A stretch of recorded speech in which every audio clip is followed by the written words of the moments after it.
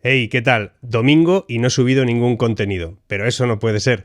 Por lo tanto, como no he tenido tiempo de hacer un vídeo expreso para el canal, os dejo con dos fragmentos de dos intervenciones en televisión, una en Americano Media en Miami, que bueno, me conectaron el pasado viernes y estuvimos comentando algunos aspectos. Es un fragmento, en cuanto tenga todo el contenido lo subiré para que también lo tengáis en su conjunto. Fueron 20 y tantos minutos de entrevista y os subo simplemente nada, unos pocos minutos ahora, porque no tengo más. Y la otra colaboración es también en el grupo COPE, en el que hago toda una serie de comentarios acerca sobre todo de lo que está pasando en Francia, porque me pilló en la colaboración, en la participación en ese programa, me pilló justo cuando empezaban a haber altercados importantes en la noche del jueves. Con lo cual, bueno, estos dos contenidos los podemos comentar aquí abajo y comentarlos también durante la semana en otros vídeos.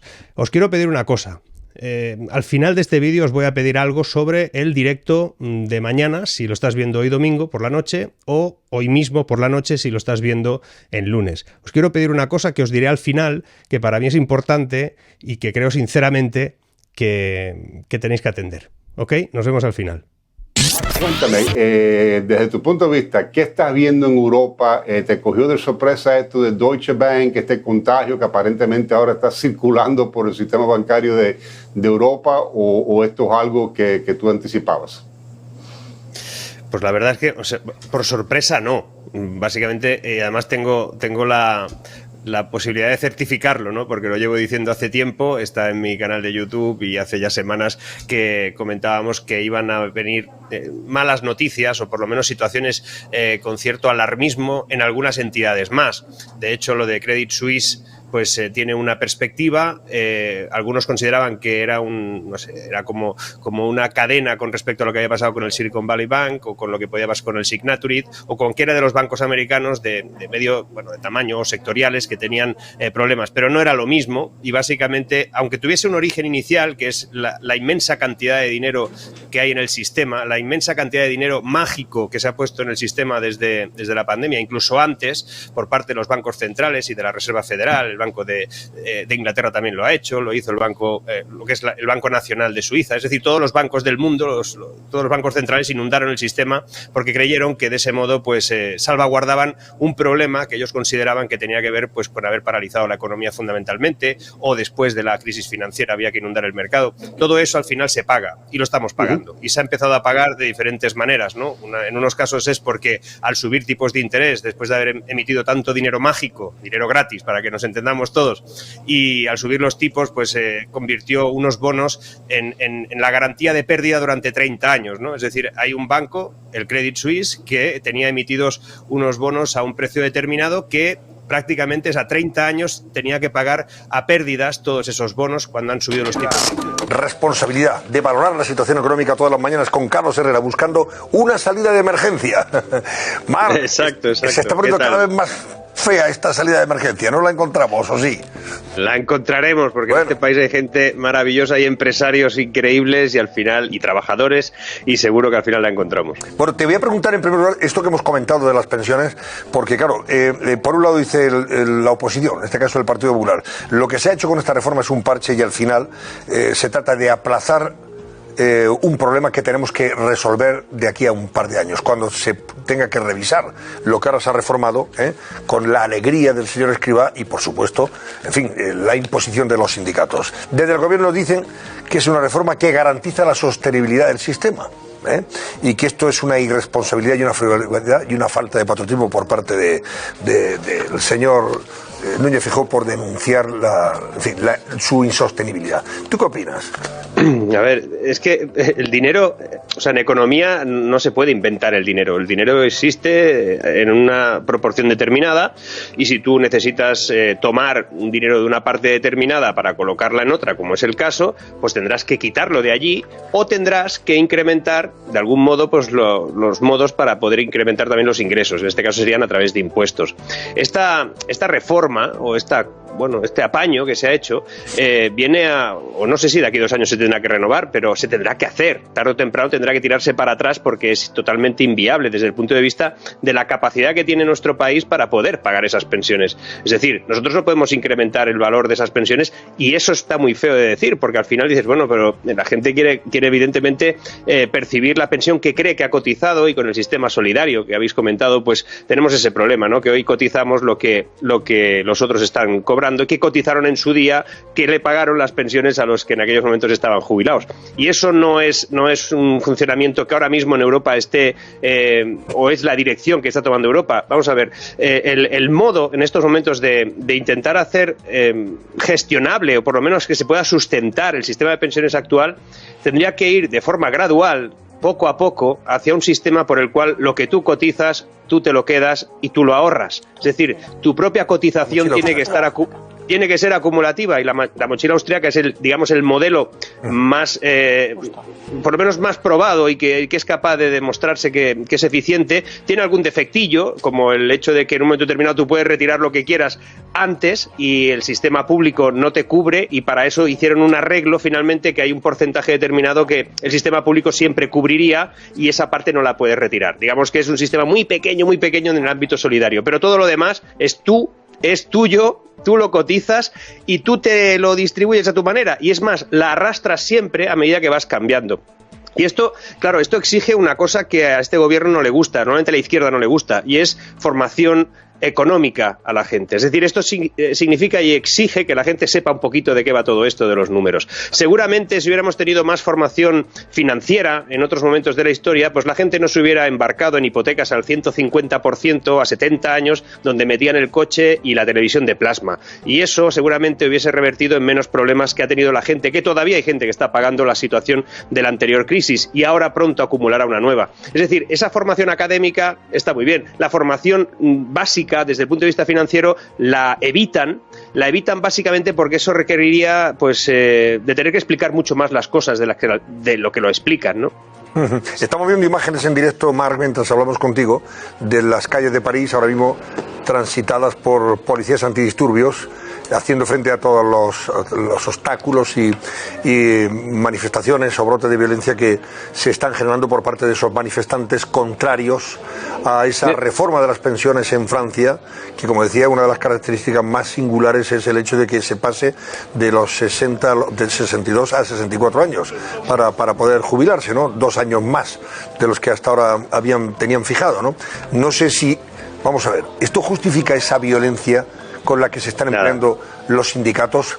No olvidemos que en Francia gobierna la derecha, el centro derecha. Probablemente hay una relación causa-efecto, ¿no?, entre el hecho de que quien está en el Elíseo no sea del color y de la ideología de aquellos que están saliendo a las calles.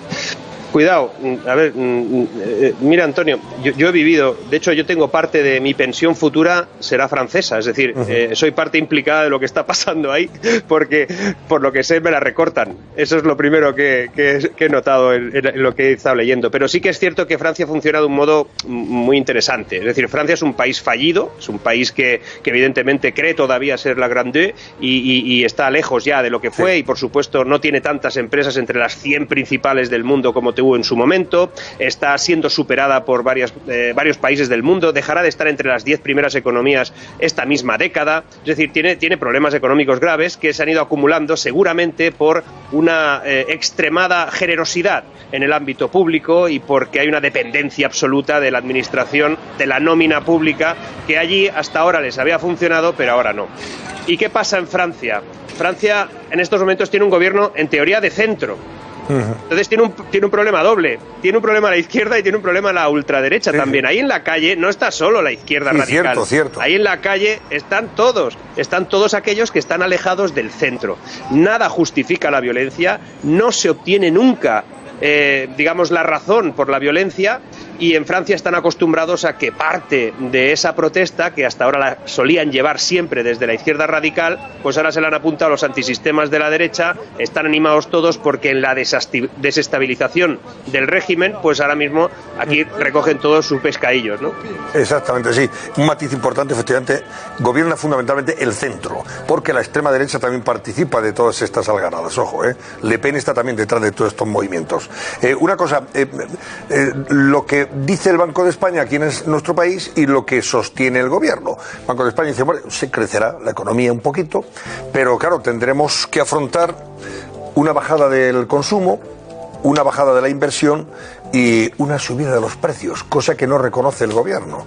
La señora Calviño está que compra en el supermercado de su barrio y que dice que ahí encuentra chollos y ofertas. Dice, ya he notado yo que ya han bajado los productos. Bueno, ahora sostiene de nuevo que ya va a conseguir bajar en marzo los precios de los alimentos. Vamos a ver, porque nos tememos lo peor. Cada vez que dice una cosa, se produce lo contrario.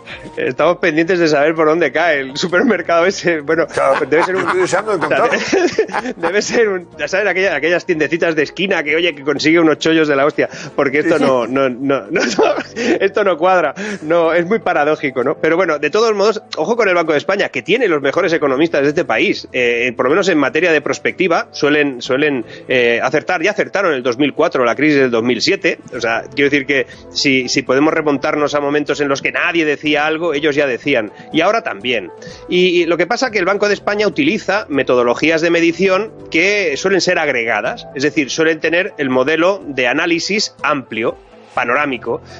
La ministra de Economía esto lo ha olvidado. O sea, vino de Europa, se puso aquí y ha dicho, pues a partir de ahora solo contaré lo que me interese. Y ahora le interesa la parte final de lo que son las cifras en cuanto a incremento de precios, crecimientos y tal. Y lo hacen siempre, ¿eh? Lo están haciendo hace tiempo. Lo que pasa que la realidad pesa como el plomo y tarde o temprano la gente se da cuenta que, bueno, me puedes decir que la inflación ya no sube. De hecho, ahora, cuando hagamos el dato adelantado de este mismo mes, descubriremos que la inflación titular, es decir, la inflación general, pues va a caer, y va a caer contundentemente porque compara con un marzo brutalmente alto que tuvimos el año pasado. Y la gente no suele acordarse de que la inflación se mide por comparativas interanuales, sobre todo de mes a mes y con los incrementos que tuvieron cada mes, por lo cual cuando un mes, y este fue el año pasado en marzo, fue cuando empezó la guerra de Ucrania, o por lo menos cuando empezó a notarse, tuvo aquella subida inicial de precios brutal, y ahora tiene que haber una contrarresta que es por comparación mucho menor. Pero eso no quiere decir que los precios hayan bajado, eso querrá decir que suben algo menos en comparación con aquel supermes, pero que de forma agregada estarán subiendo mucho. ¿Y dónde se nota más?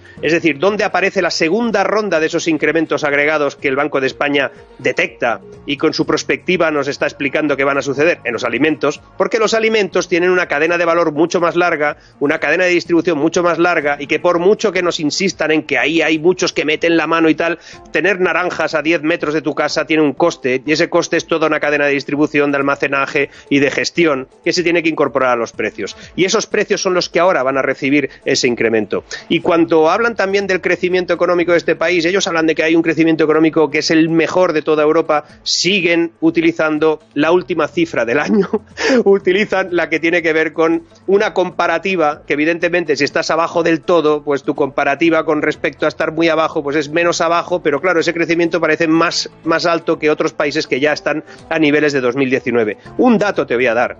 Mira, el Banco de España, en un ejercicio de bondad, dice que tiene confianza en el empleo español. Cree que el empleo español, eso lo publicó hace poco. Decía básicamente que el empleo español es robusto y que tiene una fiabilidad en ese futuro. Pero resulta, y ahí es cuando uno va a Europa y le pregunta a los europeos, oiga, ¿ustedes esto lo tienen igual de claro? Resulta que Eurostat, no von der Leyen, que esta está enamorada de quien sea, estoy hablando de Eurostat.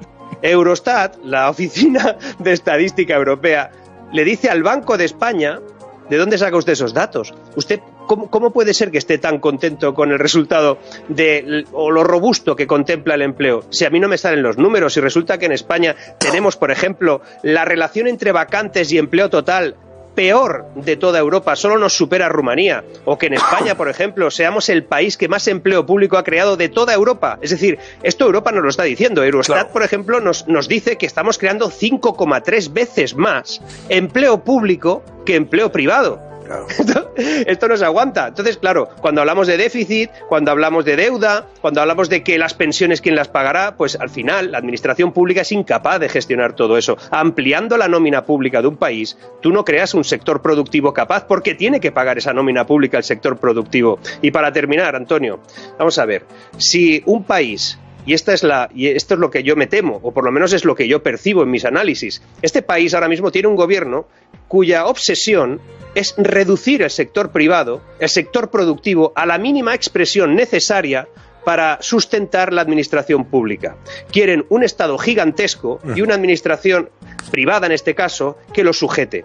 Si esto lo mantienen, pues bueno, equilibran, generan dependencia y a toda una sociedad que básicamente es incapaz de generar capital, inversión y enriquecerse con el tiempo. Y ellos solo buscan endeudamiento, déficit, consumo y gasto público. Pues vaya panorama. Ahora sí que hay que buscar esa salida de emergencia. Esto cuando hablábamos de verdad, una de las trampas, trucos del doctor Sánchez es ponderar el gran crecimiento del empleo durante su etapa, etcétera, etcétera. Claro, y aquí la realidad es que se ha creado mucho empleo público y poquito privado. Y además, luego se maquillan los datos con los llamados fijos discontinuos, que eso sí que se lo han afeado ya, ¿eh? Todo, eso ya incluso algunos, como estadística, incluso. De hecho, usted tiene 400.000 y pico parados hay, o falsos parados, que los llama fijos discontinuos, pero que reciben una subvención, sí, del desempleo y no trabajan. Permíteme, Antonio, un detalle. Es que mira si es importante y grave esta historia. Estamos escuchando estos días que la seguridad social en España no funciona. Sí, que la gente se pasa meses esperando simplemente que le puedan gestionar su propia jubilación. Que llevan 3 meses sin cobrarla después de haberse jubilado. O sea, que nadie puede conseguir una cita. Y dice, no, es que falta personal. No, ¿cómo que falta personal? Aquí 3,5 millones de funcionarios, o sea, o de empleados públicos. Cuidado con esto. Que España creció un 7,12% en 2022 en el empleo público, según la encuesta de Fuerza Laboral Europea, que resalta, y esto está publicado, y casi nadie lo está utilizando, que en España el crecimiento del empleo público no tiene parangón en ningún país de Europa, y que nos han avisado de que esto no tiene manera de sujetarse, a menos, evidentemente, que subas impuestos para reducir un déficit que tarde o temprano nos dirán que habrá que reducirlo. Claro. Muchas gracias, Mar Vidal. Mañana te escuchamos con Carlos Herrera a partir de las 8:20 o 25 aproximadamente. 8:21, paso 8:21, buscando una salida de emergencia.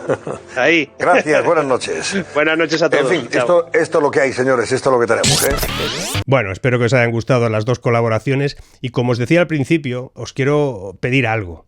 Mañana, si es domingo, hoy, si es lunes, a las 8 de la tarde tenemos un directo. Lo primero es deciros a todos los que me pedís que el directo lo haga más pronto, que yo no puedo hacerlo más pronto, y que además, mayoritariamente esa es la hora que encaja bien para la gente que lo ve desde América, los que lo ven desde Europa y un poquito también para que los invitados estén disponibles a una hora que ya pues no les ocupe aspectos de su vida laboral. Por lo tanto, de momento el horario lo vamos a mantener ahí. Y lo segundo, y quería pediros, es que mañana, si es mañana o hoy, si es hoy, al invitado que tenemos, que es Carlos Moreno, es alguien que realmente es muy difícil entrevistarlo. Es complicado tenerlo en un canal de YouTube en el que además, como patrón, digamos, de planteamientos ideológicos o de planteamientos de análisis económico y político y social, pues no coincidimos demasiado. Es decir, traer a alguien así, que es una persona, pues es un científico y que ha analizado el ámbito de la ciudad de los 15 minutos, que podemos no estar de acuerdo, probablemente la gran mayoría, pero que yo creo sinceramente que a la gente hay que escucarla. Lo digo de verdad. Yo tengo mucho interés por saber exactamente en qué consiste o quiere consistir eso de la ciudad de los 15 minutos. Yo no le voy a hacer un tercer grado ni va a ser un debate acalorado sobre nada, sino que quiero escucharlo y espero que vosotros también. Y os pido eso, os pido que lo escuchemos y sepamos qué dice. Por aquí han pasado personas que están en una cuerda de planteamientos muy parecidas seguramente a la mía y a la de muchos de vosotros. Y han pasado otros que no. Por aquí ha pasado Turiel y ha pasado alguien que defendía el ámbito nuclear. Por aquí ha pasado gente que está en el ámbito geoestratégico mucho más cercano a los planteamientos chinos y otros que están hablando de todo lo contrario, planteamientos norteamericanos, no lo sé. La cuestión es que aquí hablamos con todo el mundo. Y el invitado del próximo directo, Carlos Moreno, como os digo, es un científico que está en la Sorbonne, que es realmente complicado entrevistarlo y que sinceramente creo que estaría muy bien escucharlo. Y va a estar muy bien escucharlo. Y es un directo especial. Seguramente vamos a sacar muchas conclusiones. Él me confesó que está sorprendido por la repercusión desde el punto de vista, sobre todo ideológico, que está teniendo su planteamiento, que es puramente científico, que en principio no es nada más. Pero vamos a ver qué es lo que nos quiere decir o qué es lo que nos quiere explicar, y en base a eso luego pues ya cada uno que tome sus críticas, sus decisiones y sus planteamientos. Es para eso. Yo no soy capaz de criticar algo que no he escuchado o he leído. O por lo menos, si encima tengo de primera mano a la fuente que ha creado el concepto, pues qué mejor, ¿no? A partir de ahí, seguramente tengamos ya las ideas mucho más claras y seguramente se confirmen las que ya tenemos. O a lo mejor no. Eso ya lo veremos, ¿no? Nos vemos. Seguimos.